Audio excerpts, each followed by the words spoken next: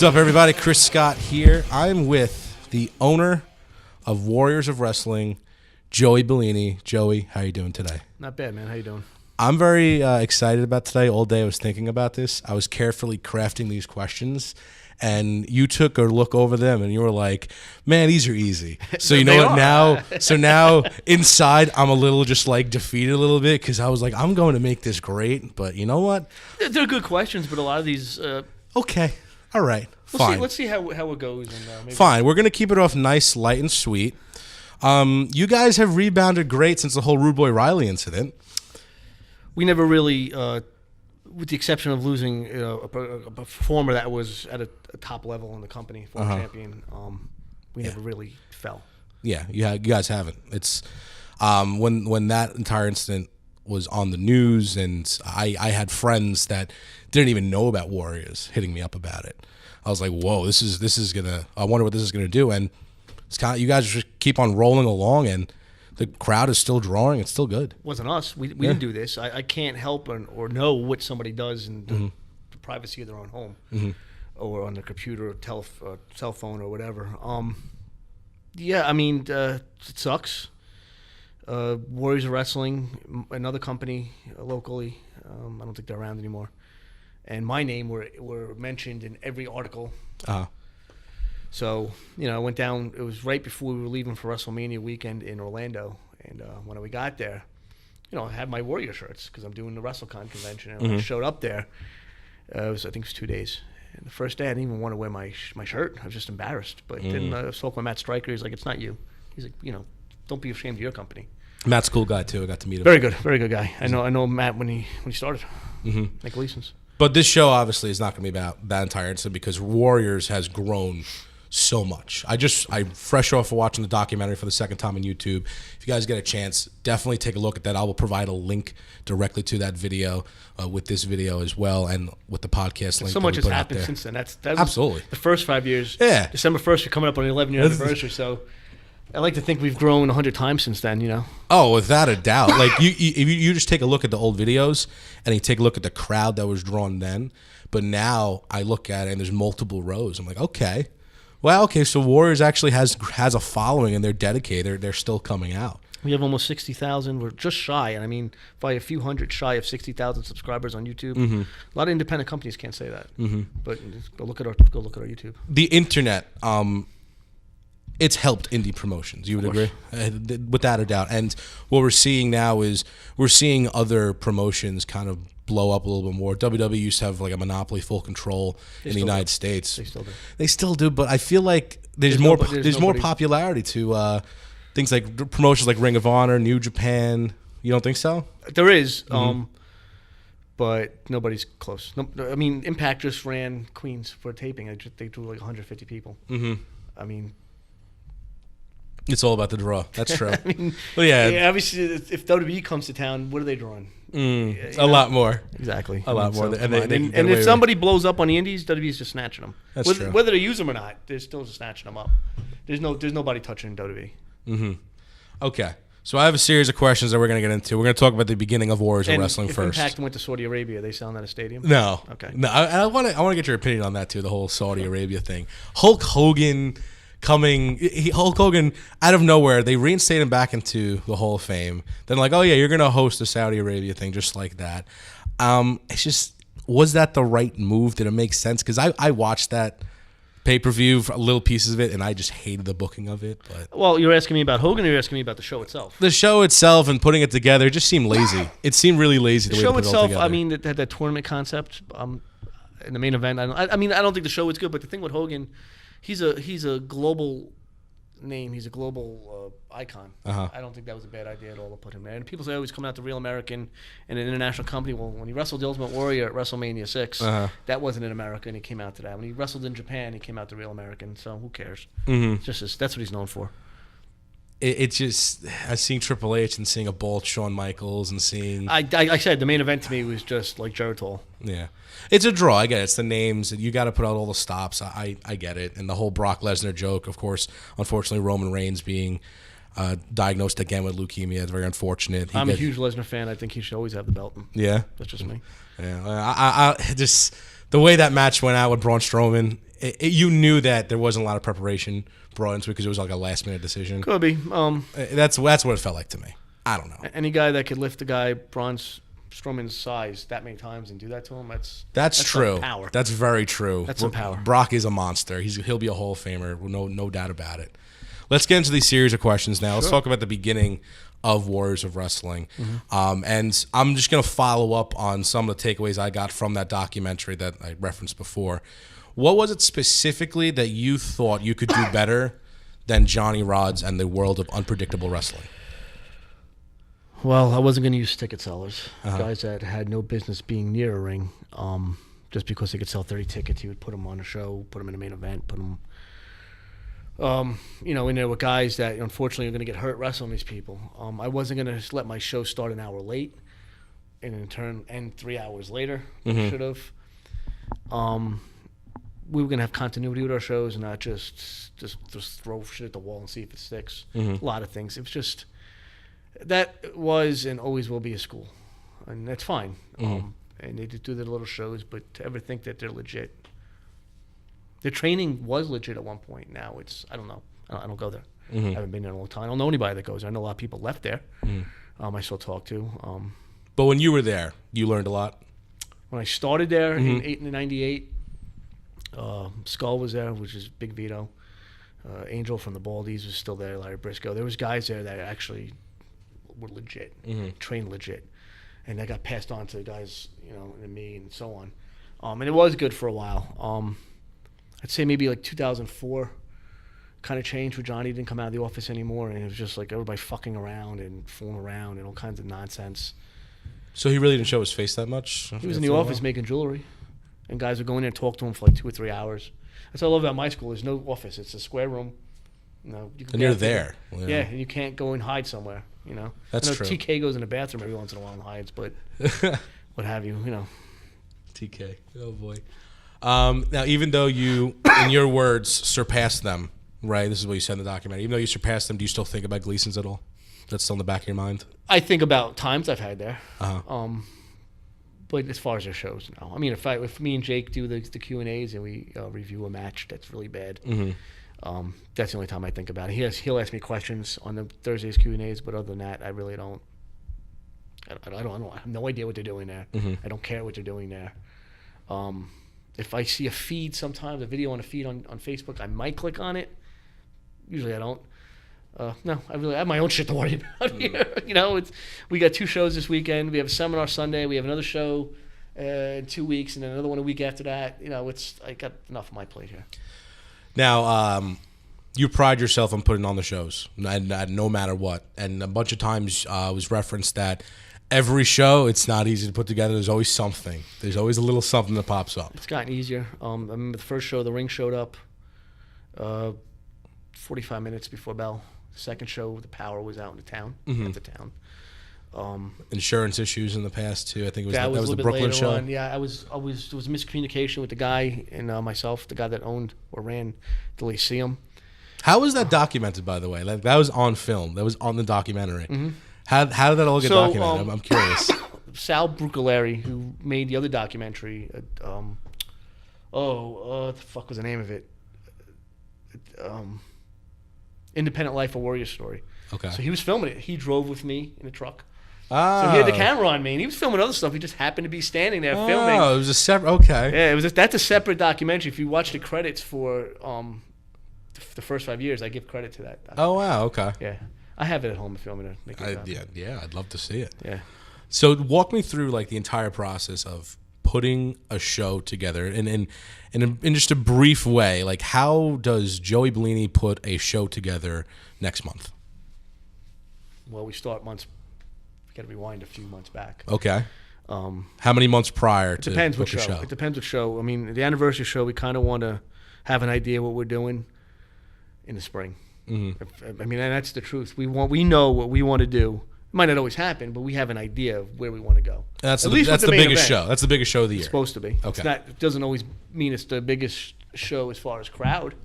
Because we've done bigger in different months. It just happens to be our anniversaries in December.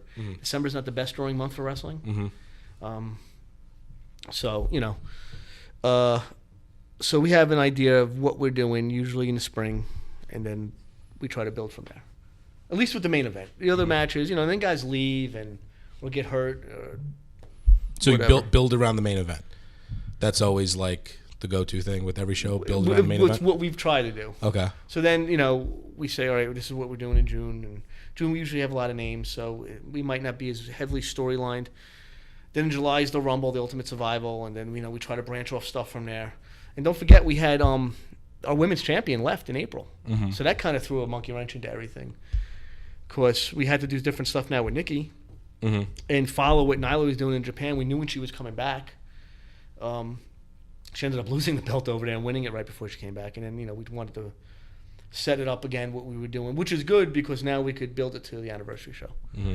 So Nyla's actually a 2-time champion? Nyla was technically a 2-time champion. Beat Nikki, and she beat... I can't pronounce the girl's name. And that girl actually wants to come to the States, so I'm looking forward to that. Okay. That's on YouTube. That's on the whole match. Both when she lost it and when she won it back are on that YouTube channel. Okay. That's important to know. Yeah. Okay. So you build around the main event. You months in advance. You kind of have the date picked, what the main event's going to be. As far as like pulling out all the stops and getting all the guys booked, how long of a process does that take sometimes? It depends. As far as what, like outside talent? Or? Yeah, like let's say you get Billy Gunn. Let's just say. It depends. Richie, who I really work with a lot, could say, "Listen, this guy's available.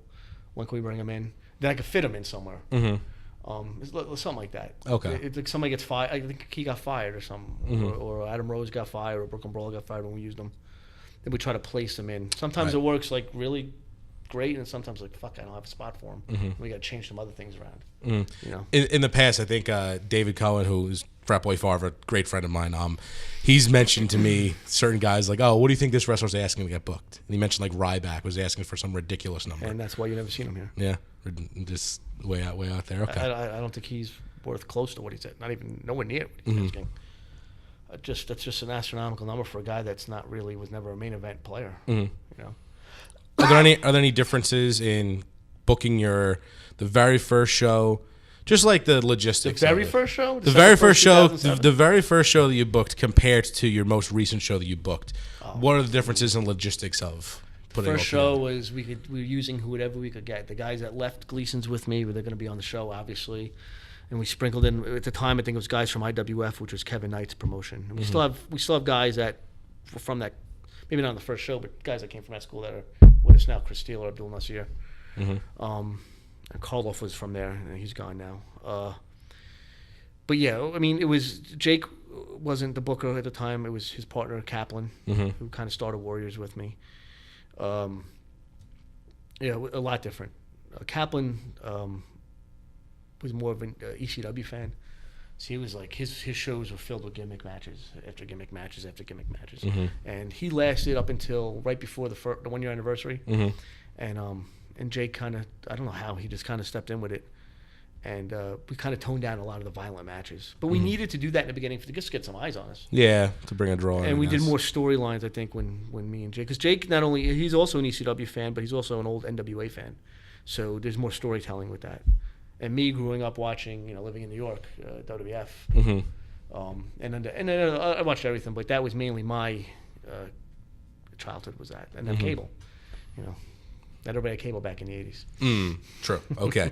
So 11 years ago, you were the Warriors of Wrestling, the Outcasts, the Misfits. These are the words that you said.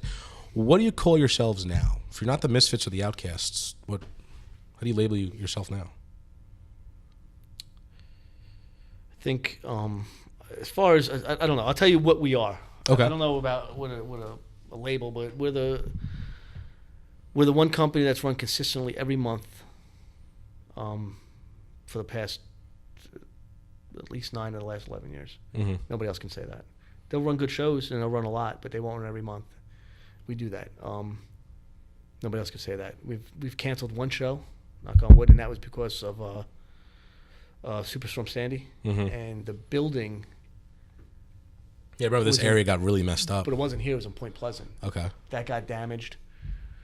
The venue for the 5-year anniversary was Fast Break. That got flooded, And we thank God because we didn't have Funstation at the time because it wasn't. They were doing some kind of construction. It just happened to be that the construction fell through and they wanted us back here, and we're back ever since. So the building opened up here, so we were able to do the anniversary show here. We already had the flyers made up for there because that's where we were going to go do it. You still had a good turnout for that show. Yeah, because we did a lot of charities for. The donation didn't. I think it went to the tunnel run that they do for 9/11. Mm-hmm. But that's where they wanted the money to go, so that's where we sent it. I don't know why that was. And again, this was 6 years ago. And then we did a Toys for Tots drive at the same show. So we had a pretty good turnout. Yeah, I don't know why it was it was a charity. Maybe they were distributing the money, but it was the same charity that was doing the tunnel run. I guess they started at one end of the tunnel. Yeah, I think it's Towers for Tunnel. Something like that. I don't know how that got involved, but I remember that was something to do with it. Again, 6 years ago. Hey, it's in the past. Yeah. But the show always goes on, no matter what. That's just the theme. No matter what the challenge is, it happens. Someone steps up. And you seem like a guy that always has someone in the background that's ready to step up if a important piece is I always out. say that next man up. Next man up. I'm a big football fan. Big Buffalo Bills fan, and Sorry. and a lot of the coach there says, it's the next man up mentality. Somebody gets hurt, the next player has to come in, and that's the way I kind of run the roster like that. And I tell students, be ready because you never know. And it's happened. It's happened a lot. Listen, you got your gear, and when somebody says they don't have their gear, I want to punch them in the face because I always say, have your gear. It's next man up mentality. It's like a football team. Everyone's suited up. Even if you're the third guy in the depth chart, even if you're the third string quarterback. You never know. You never know exactly. You got to be ready to play. A guy that I see who plays a very important role for the company is Jake or Logan Black, I think. You're rolling your eyes. This is what I'm seeing from behind the scenes. I'm joking. Right. From behind the scenes, I'm seeing that this guy, he does a lot for the company as a trainer, as a booker. And I see him like, is this the one guy that Joey can't replace? What do you think about that? No, anybody's replaceable. Everyone's replaceable. Okay. I'm not saying I want to replace Jake, but if he is, if he's not, there's been shows he was in London, but he still helped out with it. It's not. I'm not saying it'll be easy to replace him, but everybody's replaceable, even me. As far as to the company as a booker and one of the head trainers, there's a replacement for that. There always is. There always is. It might not be immediate. But of course there is. I'm sure. No, I don't think anybody thought Kaplan's irreplaceable. Look at Riley. We were just talking about him. He was a top guy. He was the face. He was. And NXT, all of a sudden he was gone. Replaced. Yeah. Might not have been the next show, but he was. Pretty quickly. Yeah. Pretty quickly, he was kind of like, I guess he's long forgotten. You know what? You always groom people to learn different stuff. Justin Adams is a guy that stepped up and helps me out with a lot of shit. I'm not saying he's going to replace Jake, but you always want to groom somebody to be your right hand man. Gotcha. Okay, gotcha. And Justin, he wasn't. How long has he been at Warriors now? I think his first show here, I'll say September 17th, so last year. And I think he came in a month or two before that, so a little over a year. Okay, a year and a half. Yeah, so he's come in and okay, that's good. That's good. He does know a lot of stuff though. I've talked to him outside the wrestling world. He does the camera stuff. He was really into the whole live streaming, and he seems like he's on top of that as well. So that's good. Now, as far as guys like Sonny Kiss on Lucha Underground, then correct me if I'm wrong. I think Vinny Pacifico, he's doing something Ring of Honor. I don't know if he's working. Probably out driving with him crazy. Probably driving them crazy. Yeah. But like as an owner for a wrestling school and a promotion, and you're seeing these guys who've passed through Warriors and now they're making it to like an international level. How does that make you feel? That's awesome. Yeah, it is. Vinny started. He didn't start here. He was. Was he in Jersey or something? Yeah, some really garbage place. He came here, and I think he really learned his craft here. Sonny, same place. But I think he made his big mark here at Warriors, and of course I'm very happy for both of them. I really want to see a guy that came straight out of here though, really explode. And I think we have a few guys that are on that radar. What are some guys off the top of your Tony head? Booz, Benny. There's another guy I don't want to mention because he's kind of he's away for now. Maybe in December. After December, I'll announce who that is. I got you. I think I know where you're going with that. He's another guy. There's a few others. Gotcha. Okay. That's fair. I don't want to name names and then not name others. People get upset. Well, I got you. I totally get that. The mothers, they come up with pitchforks and fire. I get it. Exactly. Now, what I haven't been with the company for the 11 years. I've been here for like basically a year.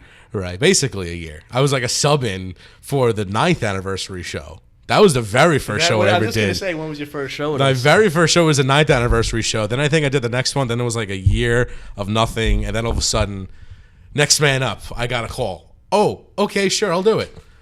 Is that how it works? Here's what happened. I get a call from Dave. And I think it's a week until the show, maybe. Right. A week until the anniversary show, or maybe 2 weeks. And Dave tells me, he goes, yeah, so are you free to commentate the 10th anniversary show? Because the other guy's gone. I was like, oh, sure, I'll be free, yeah. The other guy had to be shown the door. Yeah? Yeah. What happened with that instant? Because all of a sudden he was a guy that thought he knew. He's like, when I started, I go back to Gleason's, and you had guys there like Vito and guys like that were like legit tough guys. And then you got this fucking guy. I don't even want to mention his name. That's not. And he's like, he thinks he knows wrestling, and he thinks he knows this. Like, shut the fuck up. You don't know anything, dude. Like, you're a joke. Shut the fuck up and get out of here. Yeah, there was some stuff on Facebook. He's sticking his nose in business that he had no business mentioning. I'm like, if I ever see you in the street, I'll smack the shit out of you. I seen him at Jake's wedding and say 2 words to me. And that wasn't the place. But he's a little fucking piece of shit. Other choice words I won't use on here. I got you. But yeah, no, I randomly got the call, and suddenly I'm calling the 10th anniversary show, and I got to call Karloff winning the belt. Is that what happened? That's what happened. Karloff won the belt. Rude Boy Riley was there. That was a few months before Riley was gone. Yeah. Okay. That's the 9th anniversary. Yeah. The 10th anniversary. Oh, yeah. That is 9th anniversary. 10th anniversary, Juba won. Juba won the belt from Karloff. Karloff won the No Limits and he became the first Triple Crown champion. I remember calling that. And I remember Karloff's last show, what was in October. And I shook his hand. I was like, listen, I know you're probably concussed right now or something, because he was like feeling a little bloodied up or whatever. And he didn't remember everything. But I wanted to say, like, congratulations on a great career. The very first show that I called, you won the belt. So this is like a special moment for me too, just like to see that him winning the belt was really a long time coming, really, because there was plans. He's a veteran, yeah, he's around for a while. But there was plans to give him the belt long before that, and then the politicians have their way. And then I'm not talking about Jake either. And then I kind of agreed with it at the time, and then when he finally did win it, it ended up being better off anyway. But yeah, he's that's why I wanted to make him the first Triple Crown champion. Now I was going to ask this later, but the politicians, the politicking of wrestling, what. I keep hearing that word. What is it, and who's involved with it? I'm not gonna say who's involved in it, but fair enough. Okay, it's just fucking like. See me, I'm kind of like I'm not really involved with the indie wrestling, so I don't give a fuck. Who do you know? You're not getting me booked anywhere, so I don't give a fuck if you get me booked. It's just like, if you get me booked, I'll get you booked. Fuck you. Okay. If you're not good enough, I don't. Because I look at some of these guys that send me tapes or somebody refers me, and I'm like, Jesus Christ, man. Yeah, I just can't stand, because politics doesn't always get people booked. It prevents people from getting booked. Okay. And there's good guys out there that I didn't book because somebody was in my ear saying don't book them. But then I did. And then when I did, it's like, fuck. I remember King of New York people don't bring in Sean Studd. And I'm like, why? This guy. And I just had this conversation with somebody that was at my house last weekend, who I'm not really allowed to say is at my house, but he was like, yo, this guy's at Booker T's school. He's all over the country. He's like, why wouldn't, he's the son of a fucking legend. Why wouldn't you book him? Is it a lot of he was in the ring with him saying this guy works good. He knows how to be a big man. That match was really good. Is there like a lot of pettiness when it comes to this? Like, this guy's like, I won't go to this show because this guy's there, and you did this to that guy. I don't know what goes on because I don't go to these fucking shows. I'd rather watch paint dry, but some of these shows, it's like an inner fraternity of these indie wrestlers. Some of them. Yeah. Some of them. That's interesting. I never, you know what? I should have assumed that's the case because that's just how people are. They just they get themselves into cliques. It's sad. That's just how it works. Get over on your own ability. Not who you know. That's true. Okay. By the way, so Will Ferrara, Spartan, he was on the Jericho Cruise. Yeah. Spartan.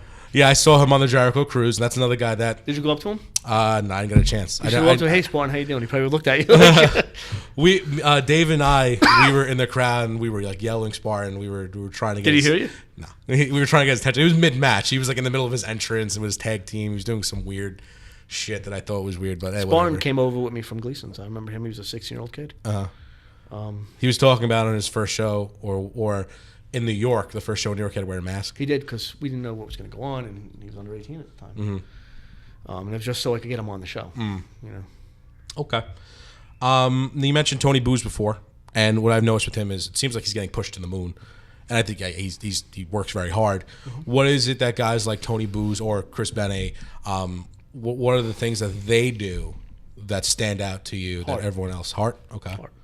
I think heart, not in these cases, but I think heart sometimes could even take a substitute for ability. Not saying that they don't have ability, but to me, heart, if you show heart and you show drive, and Slade, he's here every day. He's here today. So, you know, that shows me powerhouse. Slade's a real powerhouse. Right. I got in the ring with him, wrestled him, and I was like, holy shit. Yeah. Because I always relied on my strength. I'm getting older now, but that was rough. I was like, come on. We're doing like 4 or 5 minute things. I was like dead. Slade looks good in the ring. 20-something-year-old kid, 42-year-old man. A little different. Wait, how old is Slade? He's going to be 26, I think. Slade's 26. Yes. What did you think he was? I thought he was older than 26. He's maybe 27, but he's in that. I'm thinking he's in his 30s. Wow. Okay. So, you know, he's got the look. I think he's got a look for. They call him Hiho Joey B, the son of Joey B. But that was rough. But he's a guy that, you know, he's here all the time. So I wanted to find something for him to do. You know, and if I put him on, you know, pre-show matches and squash matches just to get him out there. Deanna Diaz. She's another one that's learning. She's not where she needs to be yet, but she's learning. And she's here all the time, and she's tough. And somebody gave her a fucking black eye 2 weeks ago or 3 weeks ago, and I said, "What'd she do?" Well, she went right back at him. Good, you know, she's tough in there. Sometimes she's too liberal with her shots, and I know Nikki tagged her back when she wrestled her, and you know, whatever. That's good too. Now, when you say liberal with her shots, meaning like fucking punching people, like in really face, punching people. Okay, and, you know, there's some people, you know, I've heard that about her. Okay, here it's one thing, but you're gonna go outside, and you know, Nikki's not gonna take that. No shushi. You know, so, but she's here all the time and she wants to learn. So that's somebody I always try to find something for her, even if she's not ready. Because listen, there's going to be matches out there that aren't going to be the greatest for us, but they're still a lot better than some of the shit I see. Some of the shit I see on the indies is fucking dreadful. I don't know how a promoter could sit there and be like, "Oh, this was great," or "I want to book this person." What are like those specific things that you'll see? Like, can you give like an example? Untrained guys wearing street clothes. Like what I'm wearing now, obviously I'm not wrestling right now. This is what they're wearing in the ring. And it's like guys not in shape. Guys don't even know how to fucking lock up. Would you allow a guy to enter the ring in headbands for wristbands and jean shorts, like John Cena? Would you allow that guy to walk into your ring? Depends if it's part of the gimmick. Like if Jake did it, because his gimmick is kind of that grungy Balls Mahoney style gimmick. He doesn't do it, but I could understand that. If we have a guy like Tony Booz doing it, or Justin Adams, I'd be like, no, because that's not your character, you know?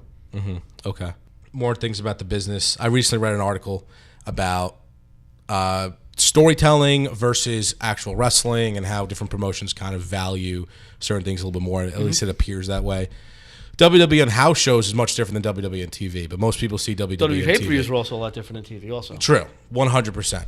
As far as the TV product specifically for WWE, what they put out there compared to the TV product put out there by Ring of Honor and Impact and New Japan, all these other big promotions. I forgot his name. I don't know if it was Dave Meltzer or someone part of the Observer. They end up saying that WWE is 25% wrestling, 75% storytelling.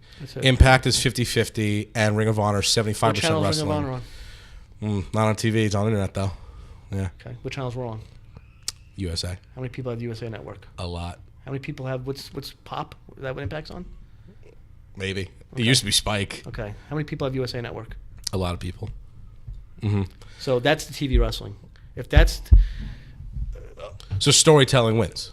Well, you like I said, the pay-per-views are one way, the house shows another, because they don't have commercials, they don't have restrictions. Where some on USA, they have to fit the matches inside. Once in a while they'll do a 20-something minute match, but you know, yeah, it's what they do. I think to be a successful company, I think you have to model yourself after the most successful company. Okay. I don't want to. Why would you model yourself after something down here? Okay. Because that's where everybody else is. That's fair. They are the top. That's very fair. Anybody that says any otherwise, they're idiots. They have the best athletes, the best trained athletes. They have the best production. No, don't get me wrong. I like the old great gringy ECW. It's because as an alternative. I like the Lucha Underground Temple, but WWE is by far they're a global force. There's no arguing with that. Everything they do is first class. Everything they do. I don't know how people could even argue it. I don't know. I watched some matches in like Ring of Honor or New Japan, and you look at Chris Jericho specifically, like what he's able to do in New Japan compared to WWE. It just seems like he's able to be more outside the box and free. Sure, he can be. And in the ring, he's taking more risks, or other guys are taking more risks in the ring compared to what they do in WWE. And I get How it. often is Chris Jericho doing that in New Japan? Not that often. Once in a while. Once in a while. He's not wrestling a full-time schedule. Who's wrestling a full-time schedule in WWE? Seth Rollins? He can't be getting hurt because they need him, especially now that Roman Reigns is out. So these guys can't be killing themselves because your body can only take so much. You know what I mean? So you want to, as far as Warriors of Wrestling, you want to model the promotion around what WWE is doing? Of course. That's because that's what everybody knows. Remember when Impact had that octagon? Yeah, it was weird. So when you think of wrestling, what do you think of? Do you think of the octagon I don't ring, think or of do you the think octagon. of the squared circle? Yeah. Right there, it kind of throws you off. When people come in here, I want people to think wrestling. I want them to think what they see on TV. You could have guys go out there and put on a Dave Meltzer 5-star match and make it look where it's not smooth and botched up and all this stuff, but they got their shit in. Or you could watch a guy like Randy Orton versus Seth Rollins, which is smooth as anything and looks picture perfect. You know what I mean? That's true. Okay, that's fair. Those are good. That's a good opinion. I agree with that. Now that's at that perspective. They're wrestling all the time. It doesn't have to be. Okay, that makes sense. Now, when you're selecting a guy to be the champion, remember WrestleMania in San Francisco was Randy Orton versus Seth Rollins. Yeah, that was the first time they had the play icon. Yeah. It was outside. And I remember that. He went for it was like the curb stomp and he hit him with the RKO. A mega RKO. Awesome, right? Sickest RKO I've ever WrestleMania. seen. Yeah. How many times have you done that on Raw or SmackDown? None. You save it for the big time, big show. It's all about the pay-per-view. Okay. Yeah, that's what it's supposed to be. I mean, Hogan slammed Andre WrestleMania 3 and WrestleMania 4. Other than that, he didn't. I mean, Ultimate Warrior did all over the place after that, but... What are some things you think Warriors can do to get closer to that? And what's realistically possible?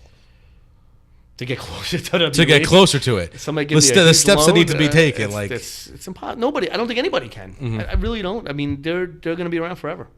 Because the guy knows what he's doing. People shit on Vince McMahon. I don't know how you can. The guy's a billionaire. How do you... At the end the end of the day... That's what matters. I don't give a fuck about your wrestling moves. You got to give a fuck about the almighty dollar. That's why he's able to buy all these indie guys and do whatever and go with Saudi Arabia or go to Japan and go wherever he wants because he knows how to make money. The guy's Saudi show kills Vince me, McMahon though. is a genius, and you can't say anything else. Oh, God. Do I think the product's exciting? No, I don't. I don't. But that's because I've lived through so many eras of wrestling. You know, I don't watch wrestling anymore. Not like a wrestling fan. I do watch it, but not like I got to be home at 8:00 on Monday night to watch and see what Roman Reigns is doing. What are some wrestlers around? It doesn't just have to be in WWE or just outside of WWE. What are some wrestlers that are household names that you look at and are like, that guy's got it? Lesnar. Lesnar's a moneymaker. Yeah, he's a draw. John Cena, and I'm not a Cena fan, but you can't say he's not a draw. I guess, I mean, Kenny Omega. And I'm just going by what other people say with him. You talking about all time? You talking about right now? I'm talking about like right now. Guys that stand out to you as like the best in the business. You know, surprised you haven't mentioned AJ Styles. Not a fan. Not a fan of Styles. Why? Just doesn't do it for me. Yeah. Is it because of the high fly shit and all the jumpy stuff? There's no connection for me there. I liked Ambrose for a while. I'm just kind of like... What connects you specifically with the different wrestlers? Elias, I like. Elias, okay. Elias, I like. I like gimmicks. I like something that... Okay. Something that entertains me. Now, that's today. When I was watching it religiously and you had guys like Steve Austin, when they first was starting up with the 316, it was never done before. I was like, oh, this guy is cool. You know, with the way he was flipping a bird and telling off his boss, that was awesome. I mean, now they still do it, but it's just like this no, it's been done already. Recycled, yeah. When they did the Authority thing a few years back with Seth and Randy and Triple H, and it's like it's just like taking out Triple H and taking out Vince McMahon, putting in Triple H, and taking out Randy Orton, putting in Rock, putting in Randy Orton. you know. Cut and paste. Yeah. Cut and paste. It's interesting though how I grew up in the rock and wrestling era. Mm-hmm. I lived through the Attitude Era and the Monday Night Wars. I've seen it all. Like there's nothing. I don't. Back then, you would have to stay home or put a VCR tape in and watch wrestling because you want to see what's going to happen next, especially in Austin and the Monday Night Wars. Now, what do I need to see? There's some people that think the Bullet Club or the Elite and the Young Bucks, but they're saying, and this is just I guess people on the internet, and they could be wrong.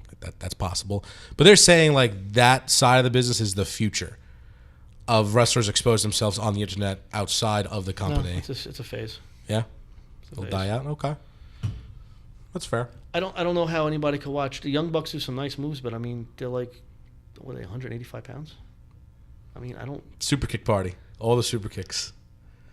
I would love to see Lesnar versus the both of them. Like, you know, it's just like, crush the both of them. Handicap. I don't know how you went from a guy looking like Paul Orndorff or Don Morocco to this shit. It's like, come on, it's not believable after a while. It's like, you know what? If you were to go out in the street, you're gonna fuck with somebody like Don Morocco? No. If you see these guys out in the street, I'd be like, these are wrestlers? Maybe the high flyers. I don't know if they're wrestlers. So if Joe Bellini got to book it, Brock Lesnar in a handicap match against the Young Bucks. Fuck yeah. Brock would destroy the Young Bucks and just crush them in half. I like legitimacy, you know. Okay. You know, I just. What about guys like Braun Strowman? He's gonna be good. Yeah.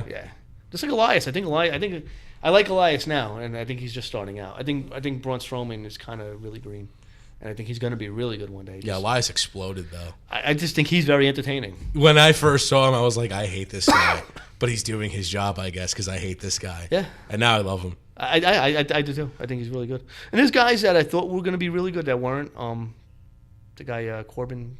Baron Corbin? Yeah, I thought he was going to be something and never really did anything. Hated him.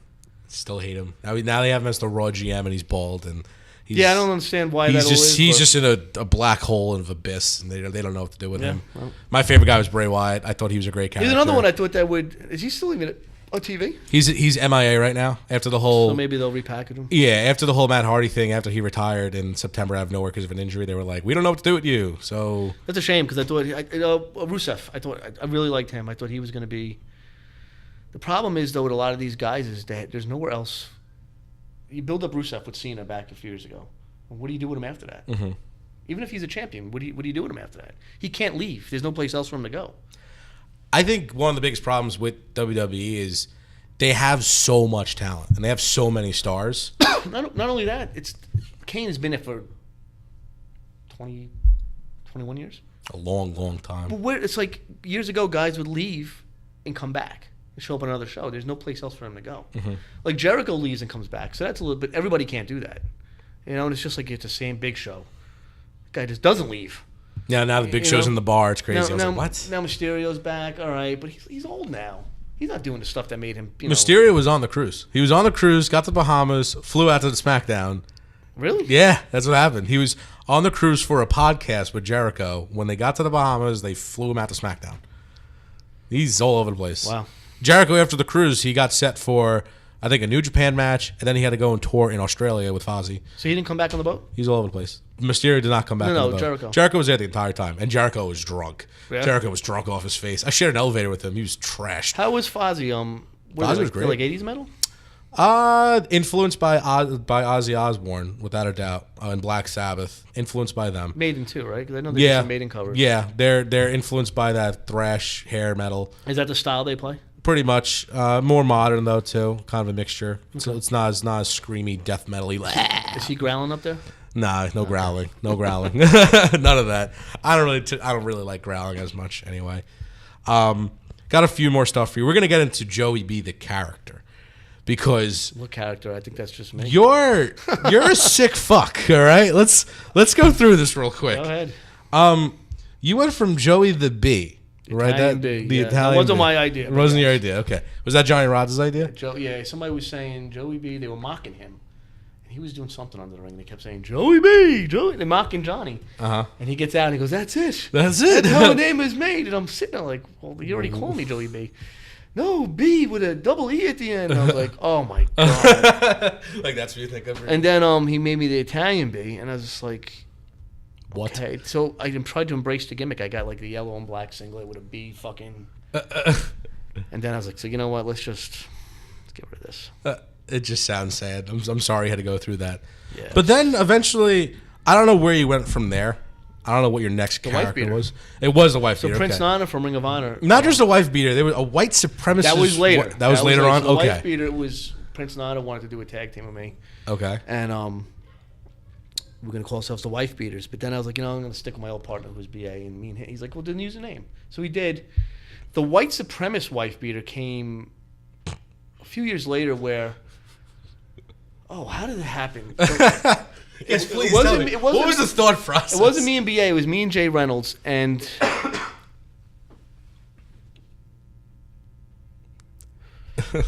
I saw it downstairs. There was a shirt. I'll tell you. I saw Chris Romano was on. I had no idea he was part of the wife I'll beater. tell you what happened. So we were wrestling. We came back. Me and Jay came back together. We were going to do the Wife Beaters.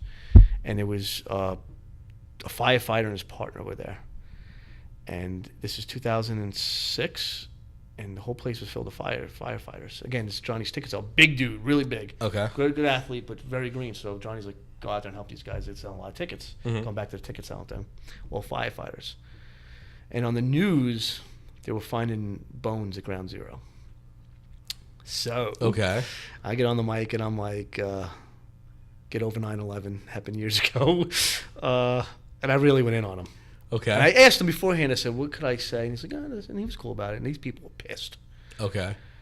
So the last... really pissed. Really pushing it there. So... get over 9/11. I told him I was going to drop a building on... I was bad. Oh, no. So Jay was like, you still have that Confederate flag, so we were going to start a feud with the Sunset Saints who were Spanish. I said, yeah.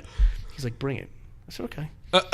So it was still wrestling the firefighters. We pulled out the flag, and we started walking around the ring with it. Fans were cheering it. I'm like, it's all minorities there. They thought it was great. So I started goose-stepping with it. Just did it. Okay. Put the flag, we did the match. We knew the next thing we were going to do was wrestle the Spanish kids. Okay. So the Musketeer, who, another joke, but he had me in the ring one day, and he's like, look. He's like, why don't you come out with the flag and yell white power? I was like, oh, okay, sure. Then I took it another step. I said, Jay, I'm going to get a white pillowcase and I'm going to put a hood on. So the night, Johnny had no idea I was going to do this. And cut the thing, put the hood on. Jay's got the flag. We're getting ready to come to the ring. And this guy, Flex, was like, yo, he's like, I can't wait to see this guy. He goes, this guy looks like New Jack in the front row. I can't wait to see his expression. When you come out. We came out, and Johnny's mouth was like... And I was pointing at all the blacks in the audience, and I was like, I heard a lot. I remember what I said. I heard a lot of oohs and ahs and oh my God when I came out here. Okay. And let me tell you something about God. God is a white man, and he has blue eyes and a bald head. And I pulled off the hood, and he's made my image. And Johnny's like, and we were still doing the white power. We never said Heil Hitler, but we were doing the white power. So Heil Hitler was just too far. That was too far. Okay. We did the white power salute, and then we started bringing in non-whites into the group, like they were sympathizers. Okay. Us. And they were getting heat too. So I was like, okay, this is working. And then Johnny, with issues there, and that was the end of that. But then we brought it here, and the first few shows we were wrestling the Latin Revolution. So we're better to get these guys over than to have them beat on us. Okay. Yeah. So there was a time where you were wrestling. Okay, so you were wrestling as the wife beaters outside. So wait, so when we started Warriors, BA Kid comes back around. He's Puerto Rican, right? And he was walking around the ring and he's ripping up the Cuban flags and all these Spanish flags. And he's like, he called me. I was like, Joe, I can't do this no more. I said, why not? He goes, there was a kid yelling at me, white power in the audience. I said, so what? He goes, he wasn't white. I was like, that was in South River, which is like a... Oh, no. Oh, no. Those kids may not have known what it was that you guys were doing. They weren't that young. They knew. No, they knew? They knew. White power. Oh, boy. Okay. So I felt like it was in the Chappelle show when that, the blind... KKK I love that. I love that. I love that bit so much. That's a classic Chappelle bit. Okay, so it's good to know that Joey B is a man of limits, and Heil Hitler was just a little bit too much. And you know how we turned face is when Abdul Nasir was doing... Wait, you guys turned face? Yeah. How do you guys turn face? Abdul Nasir was doing the Muslim gimmick. I was going to get to that next, okay. So he's doing this, well, people are going to hate... Who are they going to hate more? We're the heroes because we are still Americans, so they just started... And then we kind of got rid of... We still did the wife beater thing. We got rid of the Confederate flag and stuff, but yeah. They were cheering us. Yeah, we got rid of the Confederate flag. We toned it down Hanging a little in my bit. garage now. Next to the Buffalo Bills flag. We toned it down a little bit. Toned it down a little bit. Okay, so now let's talk about the whole Camacho turning into Abdul Nasir. That entire development, because it worked. It seemed to work gloriously. Well, what happened was he missed a show, and he was going to be back the next show, so whatever. So me, Jake, and Sam Gomez would drive around, promote together. And this is when Legends of Wrestling was on WB 24/7. Okay. For the network, and they did a show called Patriotism in Wrestling. And they were talking about the Sergeant Slaughter character and the Iron Sheik character, and I was like, man, I always loved the Muhammad Hassan character. So I said, Jake, what do you think about this? I go, let's say Camacho missed a show because he went to jail and he found Allah, he found Islam. So Sam gets on his phone and he's looking up names, and Abdul Nasir means something, Hail the Victorious One. It's been years. And we gave it to Camacho. We presented it to him. He's like, I never thought about doing that. And then he's seen how much we were putting into this. I mean, we went to get a camel for one of the anniversary shows. We had a guy come out and he was bowing to Mecca with him. Oh my God. And we went to the mosque that they were going to build at Ground Zero. It's on YouTube, and he's talking. The cameras go on him, but as soon as he went like this, the cameras, I guess, knew it was wrestling, and they kind of walked away. Then he's walking over to these other guys protesting. They're hugging him. I saw that on the documentary awesome. video. Yeah, that was part of the documentary. But he played the part really well too. So take somebody that knows what they're doing to do it. But you even took it so far so where you had him go against BA Kid. You hyped up the show. Yeah, and this was in the documentary. You had the national anthem play 9/11 at the 9/11 on 9/11. show, yeah. And then you had him come out and immediately, interrupt it, and I didn't interrupt the anthem. I waited for it to play because I won't. That's I think disrespectful to the country. But you had Nasir come out and demand silence so he could pray. The Mecca, yeah. Genius. That's heel heat. Genius. Because that's again, the BA Kid was affiliated with the wife beaters again at that point. So how do you turn us face? But again, against somebody that you just want to kill. You have to cheer somebody. And those storylines... Our ideals might be fucked up, but we're still Americans, going to fight for America. That was my mentality. That worked, I think. I was surprised when we started getting cheered. And those storylines, they brought people in. Yeah. They grew Warriors of Wrestling. And that feud, BA and Camacho, or Abdul, had a lengthy feuds. Like, it went over a few different shows, a few different years and stuff. I kept going back to it. And has Nasir been a heel since? Yeah. Keeping with heel. Okay. Well, now he's with Carter, so, Two other promos I want to get into. You show up at Gleason's gym. This is when you guys were now in New York. You were in his that was house. before we ran our first New York show, and it could be seen you look up Joey B goes to Gleason's gym. And we went there. It was a Wednesday morning, and the owner was there. He's in the video. And he's like, does Johnny know you're here? I said, yeah, he knows. And I just went from there. Because I got tired of this guy constantly talking about me. Like, even I know students I have today that come to the school. They say, yeah, we went to Johnny's first, and he brings up Don't Go to Warriors. And I'm like, he said, it's backyard. I'm like, but I'm using his training. How can we say that? So I got tired of it. And I went there and I did what I had to do. He actually thought it was funny, I heard. Oh, yeah? That's what I heard. In his ring, calling these guys out. You're just there. I called them all out. I said, come on down. I thought that was great. And they ended up... I don't think anybody got mad. Maybe his lap boy, Mikey Firezone, got upset. But none of them knew about it. None of them knew. No. Oh, the owner, the guy that was on tape saying... he knew because he saw. No, he was mad afterwards because I